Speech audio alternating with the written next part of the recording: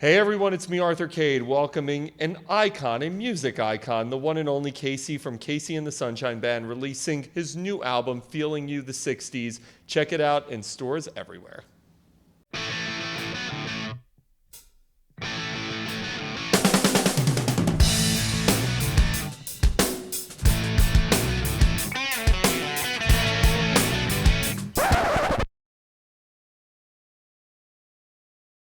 Hey everyone, it's me, Arthur Kade, and not many people have done all the things you've done, Casey from Casey and the Sunshine Band. It's kind of cool to say that. I mean, you look at your stats, 100 million albums, BMI awards, Grammys. There's pretty much nothing you haven't done at this point, except you haven't given us a new record in a long time, and you have a new one out. Congrats. Finally. Talk to me all about it. It's the first part of a 2-CD release, and the first part is 17 songs from the 60s, and the next part is all original material. You were one of the faces of a generation, and you and I were just joking around. You just did a performance, and my friend was at your performance, and we were talking about how the younger generation, they don't know anything. Right. But they know your songs, but they don't necessarily know that you sang your songs, and now you are at this point where the connection is being made. Like, Casey and the Sunshine Band did all these great songs. Right. It's coming back. It is. It's amazing. It's crazy. Yeah. Talk to me about that, because your songs, so many of these songs are iconic. I mean, they've been played in countless movies. You could probably walk down the street and hear people listening to them on their iPod, and it's like crazy to see it coming back. Well, I mean, we're all over the place. We're in every major sporting event. We're in at least a movie or so every year since 1990 something. TV commercials constantly. So my demographic has always been what I say, from babies to grandmas.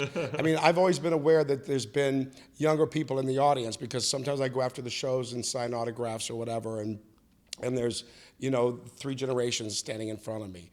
And then there's times when we do festivals or other things where there's younger people, like the thing we did where your friends saw me in Colorado, and where the audience is much younger. So I see it out there all the time. And recently I went to Pandora Music, and they pulled up all of my stats they just pulled up Boogie Shoes. The Boogie Shoes have been streamed 2 million times in the last 30 days when I was there. Unbelievable.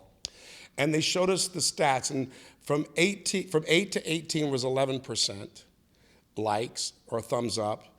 From 18 to 24 was 71%, and 24 to 34 was 71, and 34 to 54 was 76%. And I was way higher than most percentages of the majority of the artists at Pandora, which is only at 63% levels. So I was above the majority of music that gets thumbs up at Pandora Music.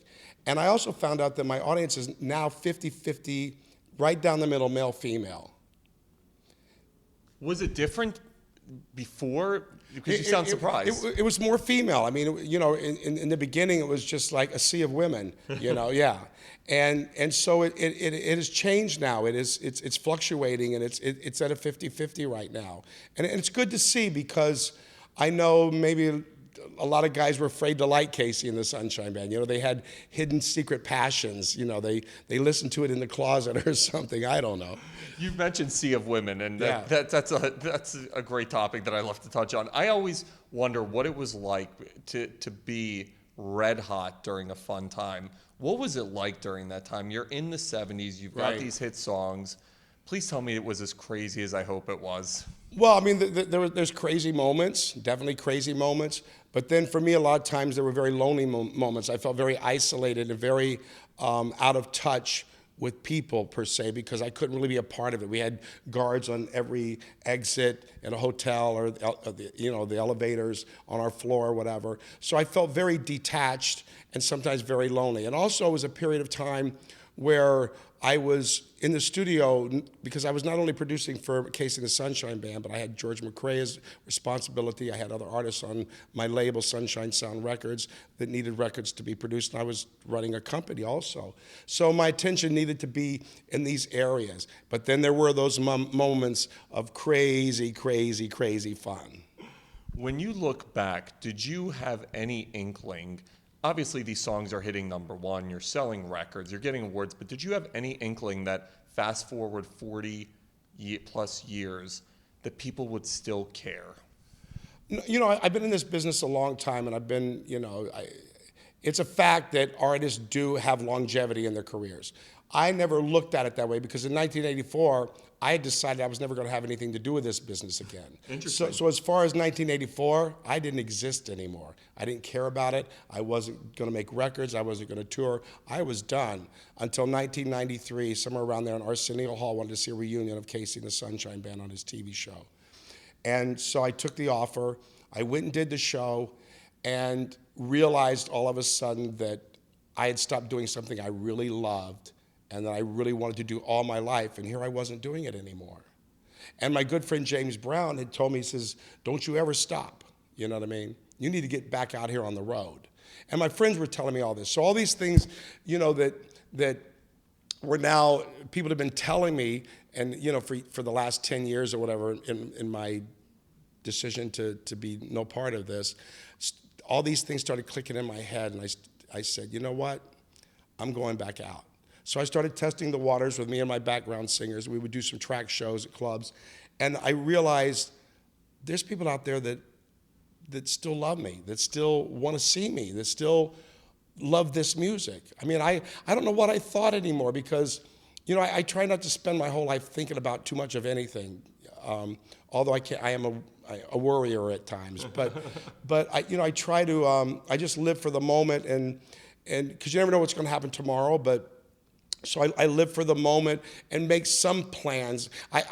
I'm careful about making plans sometimes because if you make plans and then the plans get screwed up, then there's. You have it's hard to pivot. It's hard to pivot, yeah. So I'd rather not make the plans and just kind of wing it, because then if something doesn't happen, then there's no, oh man, it's not going to happen. There's no downside to it. It's all up. So you're one of the predominant faces of disco, Yes. but then disco dies. It was hard. Was it hard to pivot at that point? A word died. That's true. Disco did not die. Dance music did not die. It became new wave. I mean, you can't be more disco than Madonna and Devo and all those acts from the 80s and stuff. That's a great point. Yeah. So it didn't die. I mean, it's 2015, and look at it. I mean, clubs got bigger. Now they hold 5,000, 6,000 people. Go to Las Vegas. Go to any major city in the world. DJs are making $40 million a year for being played. Absolutely. So is disco dead? Hell no. Do you look at that and think? I laugh. I look at it and laugh. I've been laughing since they said it was dead. I mean, the guy that started that whole promotion actually came to Miami in the Marlins Stadium, our huge stadium, at a Marlins game, our baseball team's game, and apologized to me in the middle of the field on his knees, And so, what happened is he held this promotion in Chicago that he says went awry, if that's the right way to say it. And it was 2,000 or 3,000 people burning some records. We don't even know if they were really disco records, or were they were probably people that didn't even ever buy the records to begin with. They were probably hard rockers or something that just never even liked the music, from the start. But the media built it up so big that I think everybody thought that everybody in the whole world was doing this. It was only done with 2,000 or 3,000 people in one place. It was just the symbolism, I think, at that point. Yeah. And that's. But the media made it. It was more than symbolism. It was like it happened and everybody's doing it and let's all do it. And so, again, through media and everything, we're all brainwashed and, we all go along with it and said, yeah, that's the way we should feel about it. That's the way we should feel about it. So fast forward, you put out this new album Yes. now and you're focusing on 60s classics. Talk to me about what was the inspiration? When did you decide, hey, it's been a while. This is what I want to do right now. I don't know. I mean, it started with, not with this 60s album thing. It really started with, I was introduced from my manager to a DJ from the United Kingdom. He goes as Bimbo Jones, and his name's Lee Dagger, but Bimbo Jones is his stage name or mixed name. And my manager introduced him to me, and he said, I have a track that I think you'd be interested in. I said, well, send it to me. So he sends it to me in March of 2012. And I listened to it, and yeah, okay. I mean, it was a great track. It sounded really great. And so it was December now, March to December, and I'm writing him a letter and saying, you know what, it's the holidays. I'm going on vacation in January. I know you're coming in March for the Winter Music Conference. We will readdress this when you get here, okay? I no sooner send him the email that I put this track on. All of a sudden, the lyrics, the melody, everything just starts coming out of me. And this is like the eve, 2012 would be the eve of my 40th year in the business, in the beginning of Casey and the Sunshine. Incredible. Okay. So now all of a sudden, he sends me this track. I go and I call up my engineer. I said, what are we doing December 28th? We go in and we put my vocal on it. And I'm so like, and to me, it's like the best thing I have written in a long, long time. Lyrically, everything was just, holy cow. You know, it just was like I'd woken up out of some kind of coma or something. So he sent me another track. The same thing happened with that track. And then I said, you got another one? He sent me another one. And the same thing happened. And now I start playing these tracks for the band. And the band says, I got some tracks. Cool, let me hear them, you know. Meanwhile, when we're doing shows, while I'm waiting for the band to, you know, do their sound check sometimes, I'll sit at the keyboard and these ideas and songs start coming in my head. And I have my engineer out front record them, and they go on a file on my iTunes called Casey's Ideas.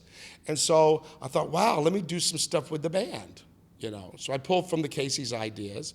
And now the other thing that's happening is in my shows, I like to keep the music in the shows familiar to the audience. So I would rather do like a cover version of something than do some kind of obscure album cut.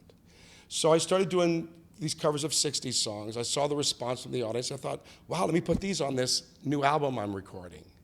So as I started listening to the album, I thought, wow, maybe I should make this a 2 CD set, do 14 more classics, and then have 17 songs from the 60s and 17 original songs, put it out as a 2 CD release. That's kind of how the 60s album, kind of came about. I have two more thoughts. Yes. One is you brought up Madonna, and obviously Madonna's been all over the news. She's got a new album coming out. It was released yesterday, the same day as mine. Yes. When you see someone like that, people don't understand, especially the younger generation, to be as successful and to stay as relevant as she has done. How does someone like her do it? How does she continue to be essentially the queen of pop? Well, she's been very smart. She's been very clever, number one, with marketing. She's been very clever with setting up certain major events or happenings, like whether she walked nude down Miami Beach and right before a record was coming out and got all these extra headlines, or put out her sex book, or what. She's a genius as far as that's concerned. She's also a genius in that she constantly reaches out to the newest and sometimes unfound engineers and mixers and things to write with and to associate herself with. And this keeps her current all the time. Plus, she's a woman, and women can change easily. They can just throw on a different color wig or whatever, some clothes, and change, and completely, they're like chameleons, they can just morph into anything. And I think it's a lot easier sometimes for a woman than men, but so, she's brilliant. She's a brilliant businesswoman. She knows what she wants, and she goes after it, and she doesn't hesitate.